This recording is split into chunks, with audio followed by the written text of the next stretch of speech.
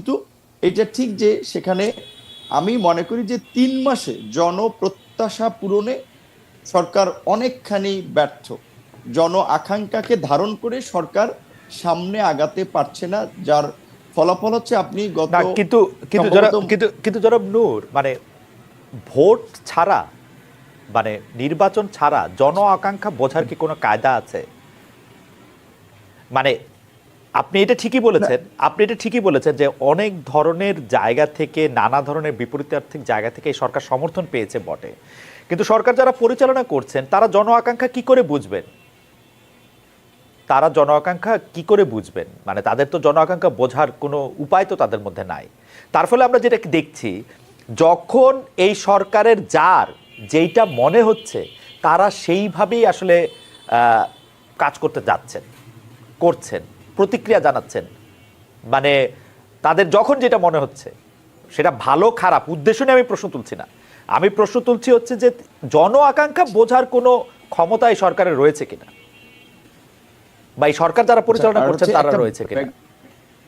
হ্যাঁ, প্রোগ্রামের ব্যাকগ্রাউন্ডে বোধহয় কিছু মানুষের কনভারসেশনের শব্দ আসতেছে। এটা প্রোগ্রাম আমাদের টেকনিক্যাল যারা না, একটু আমি বলি দেখলে ভালো হয়। প্রোগ্রামের ব্যাকগ্রাউন্ডে মানে শব্দ আসছে, কারণ হচ্ছে যে আমি আপনি সেই শব্দ শুনতে পাচ্ছি, সেটি হচ্ছে যে কারণ হচ্ছে যে আমাদের প্রফেসর নিত্রা উনি এইমাত্র এসে আমাদের আচ্ছা সাথে যুক্ত হয়েছেন, তার মাইক আসলে টেস্ট করা হচ্ছে।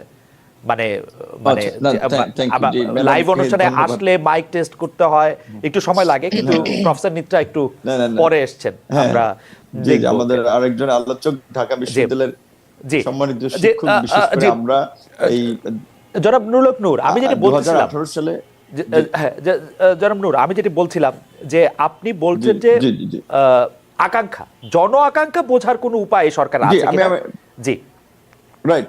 না না, এখন নির্বাচন, এটা ঠিক যে নির্বাচন জনগণের মত প্রকাশের কিংবা রাজনৈতিক দলের জনপ্রতিনিধিদের জনপ্রিয়তা যাচাইয়ের একটা মাধ্যম, কিন্তু এখন এই সরকারকে তো আর নির্বাচনের মাধ্যমে জনপ্রিয়তা যাচাই করতে হবে না, বা সেই সুযোগটা নাই, কারণ ওনারা তো একটা সংকটকালীন সময় দায়িত্ব নিয়েছে দেশকে একটা সঠিক ট্র্যাকে তোলার জন্য। তো এখন মানুষের যে প্রত্যাশাটা ছিল যে আপনার ধরেন বিভিন্ন সামাজিক সংগঠন, রাজনৈতিক সংগঠন সকলে মিলে ছাত্ররা একটা গণ অভ্যুত্থান ঘটালো এবং একেবারেই পয়েন্ট অফ নো রিটার্ন থেকে আন্দোলন করেছি। যেমন আমি 18ই জুলাই দিবাগত রাত 19 জুলাই গ্রেপ্তার হয়েছি, বিএনপি জামাত বিভিন্ন রাজনৈতিক দলের অনেক নেতৃবৃন্দ গ্রেপ্তার হয়েছে। সরকার যদি আজকে না পরিবর্তন হতো, আমাদের কিন্তু নির্ঘাত অন্তত 2-4 বছর জেলে থাকা লাগতো। এবং এই ঘটনায় 5ই আগস্টের পূর্বে যত মামলা হয়েছে সমস্ত মামলায় কিন্তু আমাদেরকে আদালতের বারান্দায় বারান্দায় হাজিরা দিতে দৌড়াতে হতো। তো আমাদের একটা প্রত্যাশা ছিল, এবং আমি মনে করি আমরা যেহেতু রাজনৈতিক দল, ধরেন আমার একটা রাইজিং দল, আমি একটা দলের প্রতিনিধিত্ব করি, আমাদের কর্মী সমর্থক সংখ্যা কম হতে পারে, আবার বিএনপি একটা বড় রাজনৈতিক দল, জামাত কিংবা অন্যান্য বামপন্থী রাজনৈতিক দল একটা বড় রাজনৈতিক দল। তো এই রাজনৈতিক দলগুলোর বা নেতা কর্মী এবং সাধারণ মানুষের একটা প্রত্যাশা ছিল যে জাতীয় সংকট থেকে উত্তরণে সরকার আন্দোলনকারী অংশীজনদের নিয়ে, এবং যারা গত 15 বছরে বাংলাদেশের জনগণের পক্ষে কথা বলেছে, অবস্থান নিয়েছে, তাদেরকে নিয়ে একটা জাতীয় সরকার করবে বা জাতীয় ঐক্যমতের সরকার করবে, যেই সরকারের মাধ্যমে রাষ্ট্রের যে আমরা এই যে কাঠামোগত পরিবর্তনের কথা বলছি, ফ্যাসিবাদী কাঠামোর বিলোপ করে নতুন একটা রাজনৈতিক বন্দোবস্ত, নতুন রাষ্ট্র ব্যবস্থার দিকে যাওয়া, সেই দিকে সরকার হাঁটবেন। প্রথমে সরকার গঠনে সরকার মানুষকে হতাশ করেছে, যে কিছু একেবারেই আন্দোলনের অংশীজনদের আমি মনে করি যে বাদ দিয়ে শুধুমাত্র একটা অংশ অর্থাৎ ছাত্রদেরকে প্রাধান্য দিয়ে আর তাদের মন মতো করে সরকারের কাঠামোটা বা সরকারটা গঠন করেছে, সেখানে মানুষের একটা বড় ধরনের হতাশা বা ধাক্কা তৈরি হয়েছে। দ্বিতীয়ত, সরকারের 3 মাসের কর্মকাণ্ডে আমরা দোদুল্যমান অবস্থা লক্ষ্য করেছি, সিদ্ধান্ত গ্রহণের ক্ষেত্রে সরকারের ধীরতা আমরা লক্ষ্য করি নাই। জনাব এবং নূর, জনাব নূর, আমাদের সাথে অধ্যাপক সামিনা লুৎফা নিত্রা যুক্ত হয়েছেন। আমরা সামিনা লুৎফা নিত্রাকে স্বাগত জানাই। পাশাপাশি একটি জিনিস আপনার কাছ থেকে একটু জেনে রাখি, আমরা যাব আবার ওনার কাছে, যে আপনার কাছে কি মনে হয় যে সরকার পরিচালনার ক্ষেত্রে যদি এই ছাত্র সমন্বয়করা অংশ না নিতেন, তাইলে এইটা বেটার হইতো কিনা? মানে জাতীয় সরকার করার ক্ষেত্রে এইটা একটা উদ্যোগ হইতে পারতো কিনা, যারা বিপ্লব করছেন তারা যদি অন্তর্বর্তীকালীন সরকার না করতেন, নাকি তারা অন্তর্বর্তীকালীন সরকার শুধু গ্রহণই করেন নাই, প্রফেসর ইউনূসের মতো বলতে হবে ছাত্ররাই তো আমাদেরকে এই চাকরি দিয়েছে, ব্যাপারটা কি ওরকম? জি, আমি আবারও আমাদের নিত্রা ম্যাডামকে ধন্যবাদ জানাই, যে কারণ তিনি ঢাকা বিশ্ববিদ্যালয়ে আমরা যখন দুঃসময় আন্দোলন করেছি, হাতে গোনা দু চারজন শিক্ষক আমাদের সাথে সংহতি রেখেছেন, আমাদের পাশে দাঁড়িয়েছিলেন। অধ্যাপক রোবায়েত ফেরদৌস, আমিনা লুৎফা, তানজিমউদ্দিন খান, হ্যাঁ, তাদের মধ্যে অন্যতম আমার ডিপার্টমেন্টের একজন শিক্ষক ছিলেন আপনার তাসনিম সিরাজ মাহবুব। তো সেই জায়গা থেকে তাকে আমরা একটা ধন্যবাদ জানাই। আর আপনি যে আমাকে যে প্রশ্নটি বলেছেন, আমিও একটু শেষ করছি ওই আঙ্গিকে একটু বলে, তারপর ম্যাডাম তো বলবেন যে সরকারের গঠন প্রক্রিয়াটাতে ছাত্র নেতৃবৃন্দের প্রতিনিধিত্ব থাকা না থাকা নিয়ে আহ, এটা একটা আবার একটা বড় ধরনের অবস্থান বা স্টেটমেন্টের প্রয়োজন। তো সংক্ষেপে আমি যেটা মনে করি যে দেখেন, 5ই আগস্টের পূর্বে যেভাবে আমাদের এই ছাত্র আন্দোলনের নেতৃবৃন্দ জাতীয় ঐক্যের কেন্দ্রবিন্দুতে পরিণত হয়েছিলেন, সবাই তাদের ডাকে কিংবা আহ্বানে সাড়া দিয়ে এই গণ অভ্যুত্থানে অংশ নিয়েছিল, সেই ক্ষেত্রে এই যে রাষ্ট্র সংস্কার একটা বড় কর্মযজ্ঞ, সেইখানে কিন্তু আমাদের এই ছাত্র নেতৃবৃন্দ একটা সেন্টারে থাকতে পারতো। তারপরেও সরকারে আমি মনে করি যে ছাত্রদের প্রতিনিধিত্ব থাকা দরকার ছিল, কারণ আমরা 71-এ একটা পরিবর্তন দেখেছি, 90-এ একটা পরিবর্তন দেখেছি, কিন্তু সেই পরিবর্তনের সুফল যারা পরিবর্তন করেছে তার দায়িত্ব এবং কর্তব্য। তো এই রাজনৈতিক দল সহ বিভিন্ন মানুষের যে দাবিটা উঠেছে যে আওয়ামী লীগ এবং ছাত্রলীগ যুবলীগকে নিষিদ্ধ করা, আমরা যদি তার বাইরে আসলে অবস্থান নেই, সেক্ষেত্রে আমরা কিন্তু রাজনৈতিক দল হিসেবে জনমত হারাবো এবং বর্তমান সময়ের প্রাসঙ্গিকতা হারাবো। কাজে আমাদের কিন্তু এই জনগণের দাবির সাথে থাকতে হচ্ছে, এবং ছাত্রলীগকে তো ইতিমধ্যেই নিষিদ্ধ করেছে। তবে আমার ব্যক্তিগত মতামত হচ্ছে যে ওই ওই শেখ হাসিনা বা আওয়ামী লীগ যে প্রক্রিয়ায় আপনার একটা প্রজ্ঞাপন জারি করে নিষিদ্ধ করেছে, আমি মনে করি সেই প্রক্রিয়ায় না গিয়ে বরঞ্চ তাদের বিরুদ্ধে বিভিন্ন ধরনের শুনানি, তাদের অপকর্ম, যে ছাত্রলীগকে কেন নিষিদ্ধ করা প্রয়োজন, গত 15 বছরে যে ছাত্রলীগের অপকর্ম, সেগুলো তুলে ধরলে ছাত্রলীগকে 100 বছর এমনি নিষিদ্ধ করা যায়। কিংবা আওয়ামী লীগের যে অপকর্ম, এই যে কিন্তু কিন্তু আন্তর্জাতিক অপরাধ কিন্তু ট্রাইব্যুনাল কিন্তু গঠিত জনাব হয়েছে, নূর, সেই বিচারিক প্রক্রিয়ায় করাটা বোধহয় উত্তম সিদ্ধান্ত। কিন্তু জনাব নূর, প্রজ্ঞাপন করে যদি নিষেধই না করা হবে, তাহলে এই সরকার বা এই সরকারের লোকেরা এত সেনসিটিভ কেন ওই অঞ্চল ওই পক্ষের কোনো একটা কথা শুনতে? যেমন ধরেন, আমি আমার উদাহরণ দিই। গতকাল আমি ছাত্রলীগের নিষিদ্ধ ঘোষিত ছাত্রলীগের সভাপতি সাদ্দাম হোসেনকে ডাকলাম। এই সরকারের লোকজনে মনে হইল ও আইসা একটা তথ্য দিবে, ও আইসা একটা কথা বলবে, তারা পুরো পৃথিবী ঘুরে যাবে। আমি বিরক্ত হয়েছি হচ্ছে যে আইনটাকে আমি আগে দেখি নাই, দেখছি, কিন্তু আইনটা দেখার পরেও আমি বুঝছি, যখন আপনি মানে একটা সাংবাদিক ভিকটিমের পক্ষে দাঁড়াবে, ভিকটিমের জায়গা থেকে যদি কেউ মনে করে তাকে একটা প্ল্যাটফর্ম দেওয়া হচ্ছে, সাংবাদিকের এথিক্যাল জায়গা হচ্ছে তাকে এটা না দেওয়া। হাওয়েভার তারা কিন্তু কারো কথাই শুনবে না, কারো কথাই জায়গা দিবে না, তাহলে তারা এইটা কেমনে করবে? মানে আমি আপনার সাথে কিন্তু 100 ভাগ একমত। ছাত্রলীগ 15 জুলাই থেকে এই 5 আগস্ট পর্যন্ত কিন্তু না, গত 15 বছরে যা করছে, ওদের 100 বার 100টা বিষয় 100 রকম শুনানি হওয়া উচিত। তাদেরকে জিজ্ঞেস করা উচিত তারা কখন কোথায় কিভাবে করছে। সাদ্দাম হোসেনকে জানতে চাওয়া উচিত যে 5 আগস্ট সে কোথায় ছিল, কেমনে পালাইলো, এটা জানতে চাওয়া উচিত সাদ্দাম হোসেনের কাছে। সেইটা আমি ট্রাই করছিলাম, কিন্তু ওনারা এটা পছন্দ করলো না। আপনারা এটা পছন্দ করলেন, এটা কেন? কারণটা কি?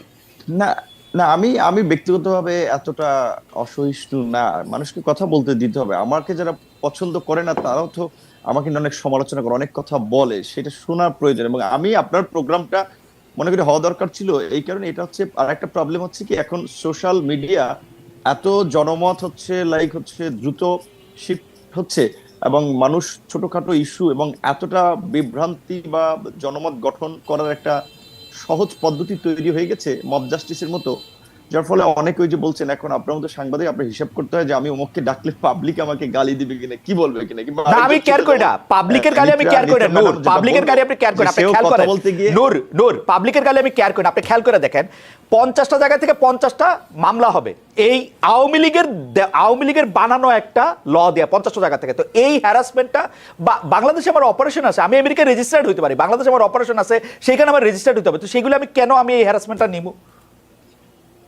না, এটা এখন সেরকম এখন হইতো কিনা এটা তো আমরা জানি না, আপনিও জানেন না, কারণ এখন তো ওই আগের পলিটিক্যাল গভর্নমেন্টের মতো একেবারেই কোনো পলিটিক্যাল গভর্নমেন্ট না। দ্বিতীয়ত আমরা এই আপনি মামলার কথাটা যেহেতু তুলেছেন, যখন আপনার কিছু সাংবাদিক আসলে যারা সরাসরি ইনভলভ না এই গণহত্যায় কিংবা ঘটনায় সুনির্দিষ্টভাবে, তাদের বিষয়ে আমরা কথা বলেছিলাম। কিন্তু ব্যবসায়ীকে মামলায় অন্তর্ভুক্ত করেছে, আমরা এরকমও শুনেছি যে সেই ব্যবসায়ীর কাছে মামলার এজাহার নিয়ে গেছে যে আপনাকে মামলার আসামি করা হবে, না হলে টাকা দিতে হবে আমাদেরকে 2 কোটি 5 কোটি।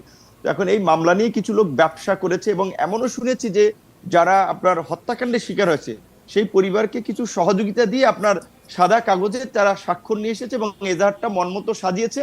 তাদের যাদেরকে মনে হয়েছে ও মক্কে মক্কে মামলায় দিলে পয়সাপাতি উঠানো যাবে বা একটা ব্যবসা করা যাবে, সেই সমস্ত লোককে মামলায় জড়ানো হয়েছে। এরকমের কিছু ঘটনা যখন আমাদের কাছে এসেছে, আমি সরাসরি আইজিপি এবং হোম অ্যাডভাইজার সহ বিভিন্ন জনের সাথে কথা বলেছি, তখন তারা পরিষ্কারভাবেই বলেছে যে যেহেতু একটা অস্বাভাবিক পরিস্থিতি, কে কোথা থেকে মামলা করছে, কার বিরুদ্ধে কি মামলা করছে, আমরা তো সবকিছু এত ডিটেলস জানার সুযোগ হচ্ছে না। আবার অনেক জায়গায় মামলা না নিলে সেখানে থানা ঘেরাও করা হচ্ছে, আর একটা উত্তেজিত পরিস্থিতি তৈরি করা হচ্ছে। কাজেই গ্রেপ্তার করলে যাচাই বাছাই করেই গ্রেপ্তার করা হবে। তো সেই ক্ষেত্রে এইটা আমি আপনার সাথে ওইখানে আপনার কথাটার আর কি উত্তর দিচ্ছি যে আগের মতো যে 64 জেলা আপনি কথা বললেই মামলা হবে, এইটা আমি ব্যক্তিগতভাবে মনে করি না। কারণ আপনার অনেক অপোজিশন লেভেলেও আপনার অ্যাকসেপ্টেন্সি আছে, ধরেন এর আগে যারা গভর্নমেন্ট ছিল তাদের লেভেলেও নূর আমার কথাই হইতেছে না, নূর নূর নূর আমার কথাই হইতেছে না, নূর আমি বলি এটা পার্সোনাল, সেটা তো আমরা দেখেছি। নূর পার্সোনাল ঘটনাকে কেন্দ্র করে তো মানুষকে জাস্টিফাই করার সুযোগ নাই যে সে একটা অন্যায় করে ফেলছে, যা সে ফেসিবাদের দোষর হয়ে যাচ্ছে। এই যে আপনার একটা ট্যাগিং প্রবণতা এটা এখনো আছে, এটা খুব দুঃখজনক। নূর আমার কথাই হচ্ছে না। যাই হোক, আমি বলতেছিলাম যে প্রাতিষ্ঠানিকভাবে ব্যাপারটা কোন জায়গায় দাঁড়াচ্ছে। আমি একটু অধ্যাপক নিত্যার কাছে আসতে চাই। অধ্যাপক নিত্যা, বৈষম্য বিরোধী ছাত্র আন্দোলনে সরকার যে পতন হয়েছে, তাদের বিভিন্ন সময় একটা বড় দাবি ছিল লেজুর ভিত্তিক ছাত্র রাজনীতি বন্ধ করা। এখনো বিভিন্ন ব্যানারে ছাত্র রাজনীতি বন্ধের দাবিতে বিক্ষোভ মিছিল হচ্ছে। আমরা দেখেছি যে ছাত্র দলের লোকেরা যখন ঢাকা ইউনিভার্সিটিতে পোস্টার লাগাতে গিয়েছে, তখন ছাত্র রাজনীতির ঠিকানা এই ক্যাম্পাসে হবে না, দেয়ালে পোস্টার লাগালে দুঃখ আছে কপালে, ইত্যাদি নানা রকম স্লোগান আমরা হয়েছে। কিন্তু পাশাপাশি আমরা দেখেছি যে 5 আগস্টের পর ঢাকা বিশ্ববিদ্যালয়, জগন্নাথ বিশ্ববিদ্যালয়, জাহাঙ্গীরনগর বিশ্ববিদ্যালয় ছাত্র শিবিরের কমিটি ঘোষণা করা হয়েছে, তাদের একরকম স্বাগত জানানো হচ্ছে। এটা কি ওই প্রক্রিয়ার অংশ যে আওয়ামী লীগ আমলে যেহেতু তারা নিপীড়িত ছিল, তাদেরকে এখন মানে অনেক অনেক অনেক বেশি মানে ব্যবস্থায় সরকার যদি দীর্ঘায়িত হয় তাহলে আপনার দেশে সংকট বাড়তে পারে, সেই জায়গা থেকে এখন দ্রুত নির্বাচন দিয়ে একটা ইলেক্টেড গভর্নমেন্টের হাতে ক্ষমতা দিয়েই তাদের বিদায় নেওয়াটা ভালো হবে। কারণ সরকারের আপনাকে ধন্যবাদ। আমার মনে যে নূরের বক্তব্য পরিষ্কার করছেন, আমার মনে নূরের বক্তব্য পরিষ্কার করছেন। আমি শুধু অধ্যাপক নিত্যার মন্তব্য জানার আগে এটা বলতে চাই যে সংস্কারের কথা যেটি বলা হচ্ছে, সেই সংস্কার যদি বিএনপি বা জামায়াতের বা জামাত বিএনপি মানে যারাই ক্ষমতা আসবে, আওয়ামী লীগ ক্ষমতা আসবে না এটা বোঝা যাচ্ছে, নূর আপনারা ক্ষমতা আসবেন নাকি? মানে আমার মনে হয় আরেকটু দেরি হবে, মানে বিএনপির সাথে নিশ্চয়ই আপনারা এখন তো বিএনপি যদি ক্ষমতা আসে, এটা যদি পছন্দ বিএনপি না হয়, ও নূর তো অর্ধেক বিএনপি হয়ে গেছে, এটা একটু শুনতে চাইবো যে নূরকে তো বিএনপির ওই আসন থেকে নূরকে সহযোগিতা করতে বলা হয়েছে, সুতরাং নূর তো নিশ্চয়ই এটা পরে বলতেই পারবেন। মানে সংস্কার যদি বিএনপির পছন্দ না হয়, ওরা তো বাদ দিয়ে দিবে 2 মিনিটে, সেই সংস্কার করে লাভটা কি? নিত্যা, আপনিও কি মনে করেন কিনা যে এই মুহূর্তেই আসলে নির্বাচন ঘোষণা করা না? নূর, এটা আমরা অধ্যাপক নিত্যার কাছে শুনতে চাই। নূর, আমরা এটা অধ্যাপক নিত্যার কাছে, হ্যাঁ নূর বলেন। জি জি আগে ম্যাডাম বলি। খালেদ ভাই, আমার বক্তব্য সবসময় স্ট্রেট ফরওয়ার্ড, যার কারণে অনেকে পছন্দ করে না। বিএনপির চিঠিটা বিষয় ছিল যে আমার এলাকায় আমি প্রোগ্রাম করতে গিয়ে বিএনপির তৃণমূলের নেতাকর্মীদের কিছু প্রতিবন্ধকতার সম্মুখীন হয়েছিলাম। সেটা আমি আমাদের আন্দোলনকারী একসাথে যুগপৎ আন্দোলন করেছিলাম, মানে আমার বিএনপির কেন্দ্রীয় নেতৃবৃন্দকে জানিয়েছিলাম। তার ফলে এই ধরনের পরিস্থিতি যেন তৈরি না হয় সেজন্য বোধহয় তারা চিঠি দিয়েছিল। এটার সাথে নির্বাচনের কোনো সম্পর্ক নাই। দ্বিতীয়ত, সংস্কারের প্রশ্নে আমি বরাবরই বলি, এই সরকার যদি এই কার্যকর সংবিধান, নির্বাচনী ব্যবস্থা এবং প্রশাসনিক সংস্কার এইবার করতে না পারে, বাংলাদেশের গত 53 বছরে হয় নাই, আগামী 53 বছর হবে কিনা সন্দেহ। কাজেই সংস্কারটা এই সরকারকে করতে হবে। সেই জন্যই বলছি যে আমরা সরকারকে সঠিক পথে রাখতে চাই। ঠিক আছে নূর, আপনার বক্তব্য আমরা বুঝতে পেরেছি। কিন্তু যদি এই সংস্কার, আমি অধ্যাপক নিত্যার কাছে প্রশ্নটা রাখতে চাই যে যদি এই সরকার এটিকে পছন্দ না করে, মানে পরবর্তী সরকার, নির্বাচিত সরকার, তার তো 2 মিনিট এটি ফেলে দিবে। এই সংস্কার তো অর্থহীন আসলে। অধ্যাপক নিত্যা, হ্যাঁ, আমার মনে হয় যে আসলে আমরা যে বারবার ভুল পথের কথা বলছি, সেটা শুধু এই জায়গায় না যে সবাইকে স্পেস দেওয়া হচ্ছে না, এখানেই আসলে মূল জায়গা। যে আমার কাছে মনে হয় সংস্কারের যে মানে কমিশনগুলো হয়েছে, সংস্কারের যে প্রক্রিয়া চলছে, সেই প্রক্রিয়ার মধ্যে রাজনৈতিক দলগুলোর, বিশেষ করে বিএনপির একটা স্টেক আছে তো, এবং তারা এত বড় দল। এখন না হয় আওয়ামী লীগ যেহেতু তারা একটা গণহত্যা পরবর্তী সময়ে এক ধরনের কিছুর মধ্যে দিয়ে, শুদ্ধিকরণের মধ্যে দিয়ে যাবে বা যাবে না আমি জানি না। আমার আসলে আওয়ামী লীগের কোনো নেতা কর্মীর মুখ থেকে এমন কিছু শুনিনি যে মনে হতে পারে যে তারা শুদ্ধিকরণের মধ্যে দিয়ে যাচ্ছেন। কারো কোনো রিমোর্স বা কোনো মানে এই পুরো বিষয়টাতে তাদের কোনো অনুশোচনা আছে এরকম আমার মনে হয় নাই।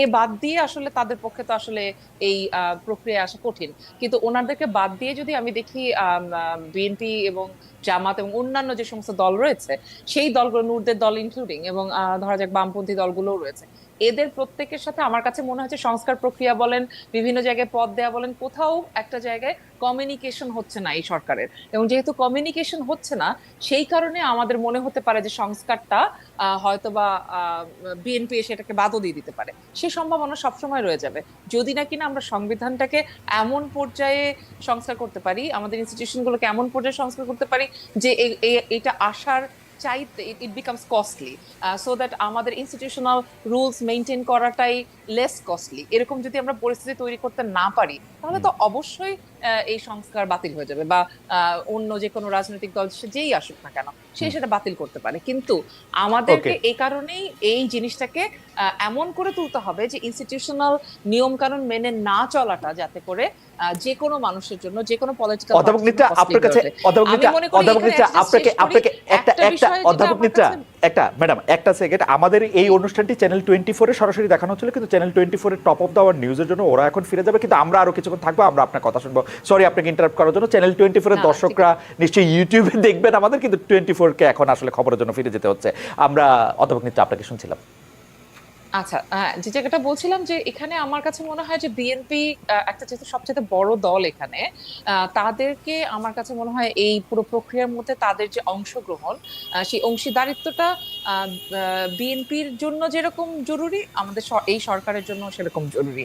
আমরা যেমন মনে করি, আমি ব্যক্তিগতভাবে, আমি বিশেষ করে নুরো নিশ্চয়ই আমার সাথে একমত হবেন, যে এই যে রাস্তাটা আমরা পার করে আসছি, আমরা একসাথে বহু জায়গায় বহু নিপীড়নের শিকার হয়েছি, এই রাস্তা পার করে এসে আমাদের কাছে আজকে এটা একটা অপরচুনিটি, বিশাল একটা সুযোগ যে আমরা আসলে আমাদের উপরে যে অর্পিত দায়িত্ব, যে এই ইনস্টিটিউশন গুলোকে ঠিক করা, আপনি কেউ আমাকে দায়িত্ব দেয় নাই, কিন্তু আমি মনে করি এইটা আমার দায়িত্ব, মরাল এই দায়িত্বটা আমি বোধ করি যে আমি ইনস্টিটিউশনকে আমি যে ইনস্টিটিউশনে কাজ করি, হতে পারে সেটা শিল্পকলা এবং বিশ্ববিদ্যালয়, এই দুইটা জায়গাকে ঠিক করা আমার দায়িত্ব, এবং সেই দায়িত্বটা আমি নিতে চাই এবং নিয়ে কাজ করতে চাই। সুতরাং এই যে জায়গাটা, এটা বিএনপির জন্য আছে, অন্য রাজনৈতিক দলের জন্য আছে। আমি মনে করি সরকারের সাথে এই বিভিন্ন রাজনৈতিক দলের যে স্টেক এবং যে কমিউনিকেশন, এই আন্তঃসম্পর্ক, এই কমিউনিকেশনটা তাদেরকে বাড়াতে হবে, এবং বলটা কিন্তু সরকারের কোর্টে। কারণ সরকার যদি এই কমিউনিকেশনটা চ্যানেলটা বন্ধ করে দেয়, তাহলে সরকারের যাবতীয় যে লেজিটিমেসি সেটা কিন্তু বিরাট হুমকির মধ্যে পড়ে যাবে। কারণ আলটিমেটলি তো আমরা চাইবো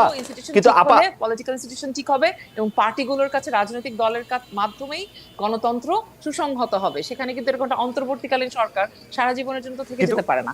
তাদেরকে চিরস্থায়ী বন্দোবস্ত দেওয়ার জন্য কিন্তু আমরা এখানে রাখি নাই, তাদেরকেও কিন্তু সবসময় অ্যাকাউন্টেবল রাখার জন্য আমাদেরকে সজাগ থাকতে হবে। না, এই বন্দোবস্ত কথাটা অনেক বেশি শুনতেছি, এইটা এরা ক্ষমতা আসার পর আপনি তাদেরকে বলে দিলেন, আপনি বলে দিলেন চিরস্থায়ী বন্দোবস্ত দেওয়ার জন্য রাখি নাই। না, সেটা খুব ইন্টারেস্টিং, সেটা খুব ইন্টারেস্টিং। কিন্তু আপা, একটা জিনিস তো আপনি দেখবেন যে ওরা তাহলে কি করবে, 25, 26, 27-এর যে যারা আছে তারা কি এখন চাকরি করবে? তাদেরকে আপনি রাজনৈতিক দল করতে দিচ্ছেন না কিংস পার্টি কথা বললে, তারা আসলে এখন কি করবে? তারা তো একটা রাজনৈতিক দল করতে চায়, রাজনৈতিক একটা আত্মপ্রকাশ করতে চায়, এবং রাজনৈতিক আত্মপ্রকাশের মাধ্যমে তাদের এটা, কিন্তু তারা তো এটা করতে পারতেছে না, তারা ক্ষমতাও ছাড়তেছে না, রাজনৈতিক দলও করতেছে না, কি এক নাম দিয়ে সমন্বয়ক বলে বলে দেশে দেশে ঘুরে বেড়াচ্ছে। এটা কিরকম একটা অবস্থা, এটা নিয়ে আপনি একটু বলেন, আমি একটু নূরকেও জানতে চাইবো এটা 1 মিনিটে। হ্যাঁ, নূর নিশ্চয়ই ভালো বলতে পারবে, কিন্তু আমি জাস্ট একটা কথা বলে নূরের কাছে আপনি চলে যান। সেটা হচ্ছে যে আমি তো মনে করি ওদের রাজনৈতিক দল করা উচিত। নূর যেরকম একটা 2018 কোটা সংস্কার আন্দোলনের ভেতর থেকেই তো নূররা পার্টিটা তৈরি করেছে, সেরকম একইভাবে এরাও করতে পারে। তারপরে পরবর্তীতে রাজনীতিতে তো শেষ কথা বলে কিছু নাই, কে কার সাথে কোয়ালিশন করবে, কে কার সাথে সম্পর্ক করবে, কার সাথে কার নেটওয়ার্ক হবে, এটা তো আমরা আজকে জানি না। কিন্তু ওরা যদি পার্টি আসলেই করতে চায়, they should go ahead and do it। মানে এটা নিয়ে এত কিছু না করে বরং পার্টিটা করে ফেলাই সকলের জন্য মঙ্গল, যদি করতে চায়।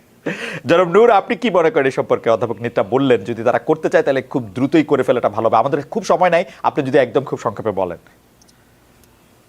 না, রাজনীতিতে তরুণদের এগিয়ে আসা উচিত। আমাদের দীর্ঘদিনের যে পুরানো ধাঁচের রাজনীতি এবং বিশেষ করে অ্যানালগ জেনারেশনের রাজনীতি, এটা একটা কলুষিত রাজনীতি, দুর্নীতিগ্রস্ত রাজনীতি, এবং বলা চলে 50 পদ চিন্তা চেতনার রাজনীতি। সেই জায়গা থেকে এখন নতুন চিন্তা দরকার, নতুন নেতৃত্ব দরকার। তার জন্য যারা বর্তমানে আন্দোলন করেছে, এটা তো 2018 সালের ওই আন্দোলনের লিগ্যাসি, এবং এই আন্দোলনটা তো আমরাই শুরু করেছিলাম। স্টিল গত আন্দোলনে আমাদের প্ল্যান, পরিকল্পনা, অংশীদারিত্ব অনেক কিছু ছিল, আবার নতুন অনেকে যুক্ত হয়েছে, নতুন নেতা হয়েছে। তো আমি মনে করি প্ল্যাটফর্মে এটা করতে পারে, কিন্তু তারা একটু লুকোচুরি খেলছে, এইটা মানুষ ভালোভাবে নিচ্ছে না। ধরেন তারা যদি রাজনৈতিক দল করে তাহলে তাদের সরকার থেকে বেরিয়ে আসা উচিত, তাহলে মানুষের কাছে পপুলারিটি পাবে। কিন্তু সরকারের থেকে সরকারি সুযোগ সুবিধাও ব্যবহার করে বিভিন্ন জায়গায় প্রোগ্রাম করা কিংবা আপনার রাজনৈতিক প্ল্যাটফর্ম গুছানো, অনেক জায়গায় অনেককে পদায়ন করা, এটা কিন্তু মানুষ ভালোভাবে নিবে না, যার ফলে কিন্তু এই কিংস পার্টির আলোচনাটা আসছে। তো আমার মনে হয় যে কোনো একটা অপশন, বিশেষ করে ধরেন নাহিদ তো ডাকসুতে আমার সাথে সংস্কৃতি সম্পাদক পদে নির্বাচন করেছে, অত্যন্ত মেধাবী এবং দূরদৃষ্টি সম্পন্ন ছেলে। আসিফ খুবই ছাত্র অধিকার পরিষদে ঢাকা বিশ্ববিদ্যালয়ের সভাপতি ছিল, নেতৃত্বশীল পর্যায়ের এবং বিশেষ করে মেধাবী ছেলে। ধরেন এখন যে অন্যান্য যারা হাসনাত সার্জিস, ওরা তো অল্প সময়ে, এই বলা চলে জুলাইয়ের এই 15 তারিখ থেকে 5ই অগস্ট, এই 15-20 দিনের আন্দোলনের লাইমলাইটে একটু পরিচিতি পেয়েছে। কিন্তু নাহিদ, আসিফ, এরকম আরো কয়েকজন আছে, আক্তার, ওরা একেবারে সেই 2018 সাল থেকে আমাদের সাথে আন্দোলন করেছে, কারণ ওদের অনেক ম্যাচুরিটি আছে। কিন্তু প্রবলেমটা হচ্ছে কি, সোশ্যাল পারসেপশন, অন্যান্য রাজনৈতিক দলের দৃষ্টিভঙ্গি, এটা মাথায় রাখতে হবে।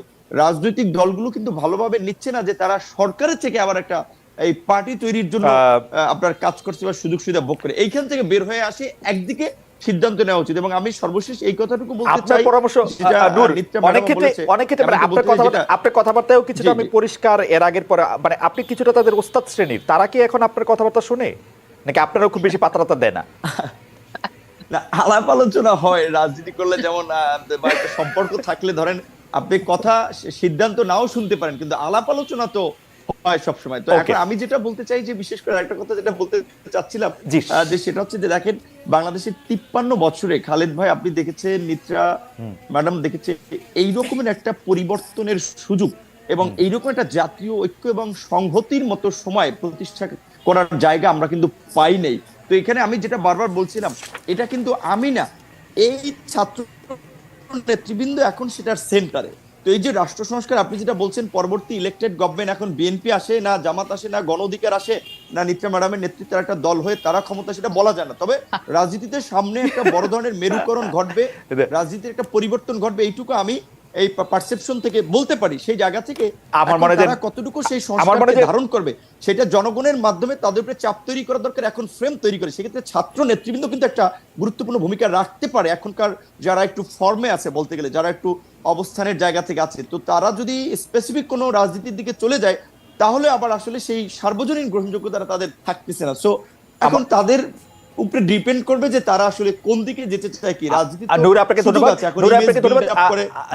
নিতাপা আপনি কি এক লাইন বলবেন? অনেক সুযোগ আছে নিতাপা, আপনি কি এক লাইন বলবেন? আপনি ক্ষমতায় যাওয়া বা ক্ষমতার কাঠামোতে অংশগ্রহণ করা বা পরিবর্তনের রাজনীতি আসা, এটি আপনিও এটি দেখেন কিনা? আপনি খুব পজিটিভ মানুষ সারা জীবন।